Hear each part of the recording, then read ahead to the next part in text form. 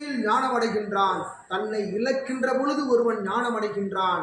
அந்நிலை எங்கு தவழ்ந்தோடுகின்றது என்று பொதிகை மலையிலிருந்து எம் சிவ திரு கைலாயம் நோக்கி உற்று நோக்குகையில் பூர்வ ஜென்ம புண்ணிய நிலைப்பாட்டு இணை தொடர்பால் இச்சபை கண்டு சபையினில் அகத்தியனை தாழ் பணிந்து அகத்தியன் கூறுகின்ற ஒரு சொல்லுக்குள் அத்துணை இகலோக நிலையும் அடங்கியிருக்கின்றது, பரலோக நிலையும் அடங்கியிருக்கின்றது என்று ஜீவ ஏடுகளின் மூலமாக சித்தன் பயணப்பட்ட அத்தகைய பயண நிலைகளுக்குள்ளெல்லாம் அகத்தியன் உள்சென்று ஆராய்ந்து அமர வேண்டிய ஒரு தளம் ஒன்று இகலோகத்தில் 14 லோகங்களிலும் எங்கும் இல்லா நிலை இகலோகத்தில் ஓர் தலம் உள்ளதென்று வந்து அமர்ந்த தலமாகும் இத்தலம் என்று அகத்தியன். ஓம் அகதீஷாய நமக. அகதீஷாய நமக.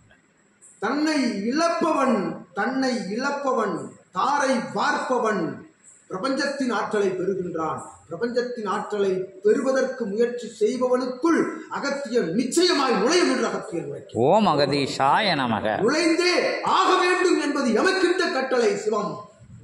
அக்கட்டளையை நிறைவேற்றுகின்ற தன்மையாய் வந்தமர்ந்தோம் இத்தலமதில். அகத்தியனும் ஆராய்தல் நிலைதனில் தான் வந்தமர்ந்தோம் இத்தலம்தனில் உரைக்கின்றோம். ஓம் அகதீஷாய நமக. ஆராய்தல் நிலைகளுக்குள் எல்லாம் சென்று ஆராய்கின்ற பொழுது ஒருவன் தன்னை அகத்தியமாக அகத்தியனுக்குள் கண்டவன், அகத்தியனை கண்டவன் தலமதில் யாம் அமர்ந்தோம். இத்தலத்தினை உயர்த்தும் நிலைக்குரிய அத்துணை பிரபஞ்ச பேராற்றல்களை எல்லாம் ஒன்றாக வரவழைத்து தவம் காண்கின்ற பொழுது இங்கிருந்து கிடைக்கின்ற சரணாகதி என்னும் அற்புத நிலைகளில் ஒவ்வொரு சித்த தேவ கணங்கள் எல்லாம் ஆச்சரிய நிகழ்வுகளுக்குள் சென்று இத்தலமதில் வந்து தவம் இருந்த அவ்வேளைதனிலே சிவம் உற்று நோக்குகின்றார்கள். சிவம் பல்வேறு சிவ ஆற்றல்கள் உற்று நோக்குகின்றார்கள். இத்தலமதில் என்ன இருக்கின்றது என்று சிவபெருமானிடம் தேவியிடமும் விளவுகின்றார்கள். இத்தலமதில் என்ன சிறப்பு என்று. அங்கு அகத்தியன் அமர்ந்திருக்கின்றான். அதுவே பிரபஞ்சத்தில் உயர் சிறப்பு நிலை என்று சிவம் உரைக்க அத்துணை ஆற்றலும் வந்து அமர்ந்த தலமதில் அகத்தியன் நிரந்தரமாய் அமர்ந்தோம் இத்தலத்தில் என்று அகத்தியன் உரை. ஓம் அகதீஷாய நமக. ஓம் அகதீஷாய நமக. அவ்வாறு நிறம் தரம் பாராது வருவோர்களிடையே நிறமும் தரமும் பாராது அவர்களின் உள்ள நிலையை உற்று நோக்கி ஞானத்தை மற்றும் கற்றுக் கொடுக்கும் தளபதில் நிரந்தரமாய் வந்து அமர்ந்தோம். ஓம் அகதீஷாய நமக. ஆகவே அகத்தியன் அமர்வதற்கு ஒரு தலம் வேண்டும் அல்லவா? யுகத்தை மாற்றுவதற்கு, யுகத்தில் இருக்கும் கடைநிலைகளை வேறறுப்பதற்கு, மாற்று நிலை கொண்டு வேறறுப்பதற்கு அத்தலமே இத்தலம் என்று அகத்தியன் தேர்ந்தெடுத்து அமர்ந்த தலம் பூவுலகு என்று உரைத்து அத்தலத்தில் யாம் அமர ஐயன் வந்து அமர்ந்தான். அவன் பணிதனை இவன் கரம் கொடுத்து அவன் ஓய்வெடுக்கின்றான் இச்சபைதனில் என்று உரைப்போம். ஓம் அகதீஷாய நமக. ஓம் அகதீஷாய நமக. காலதேவனை அமர வைத்து தவம் காண வைத்து காலதேவனின் பணிதனை தன் கரம் ஏற்று நடத்தும் சிவமகா சபையினுடைய ஆசான் அமர்ந்த சபைதனில் அகத்தியன் உள்ளிருந்து பணியாற்றுகின்றோம்.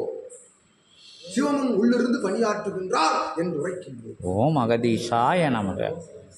யாமும் சிவமும் பணியாற்றுகின்ற பொழுது இச்சபையில் வந்து சீடர்களுக்கு பணியாற்றுவதற்கென்ன குறை என்று ஓம் அகதீஷாய நமக.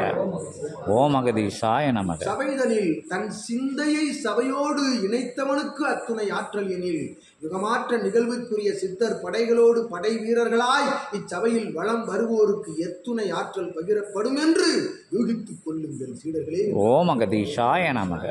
வாறு ஆற்றல் பல்வாறு பெருகி நிற்கும் இச்சபைதனிலே ஏற்றம் கொண்டு அத்துணை பிரபஞ்ச கணங்களும் ஒன்றுக்கொன்று முந்தி அடித்து இடம் தேடி தவத்தில் அமர்ந்து தலம் தேடிக்கொண்டிருக்கின்றனர் இயல்பு நிலையில். அவ்வாறு தலம் கேட்ட நிலைகளெல்லாம் சிவமகா வாழைச்சித்தனின் அனுமதிக்காக காத்து நிற்கின்றன வரிசையில் என்று அகத்தியன். ஓம் அகதீஷாய நமக. அவ்வாறு அனுமதி கிடைக்கின்ற பொழுது இயல்பு நிலையில் ஆங்காங்கு அமர்கின்றார்கள் நாயன்மார்கள் ஆழ்வார்கள் எல்லாம். ஒவ்வொரு ஆலயங்களில் அமர்ந்திருக்கின்ற அத்துணை ஒட்டுமொத்த பேராற்றல் எல்லாம் இங்கு வந்து அமர்ந்திருக்கின்றன. ஆகவே சிவசபை நாடி வந்து முழு முதல் நிலையில் இச்சபையை வைத்த சீடனுக்கு எத்தகைய பயண நிலைகளும் தேவையில்லை, எவ்வாலயங்களையும் நோக்கி என்று அகத்தியன் விரிவாக உரைக்கின்றோம். சற்றங்க.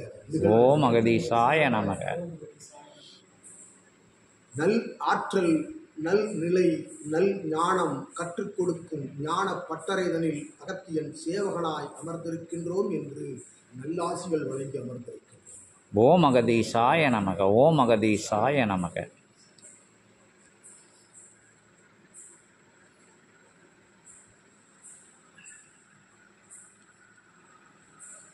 ஓம் அகதீசாய நமக. ஜெகதீசாய நமோ நமக.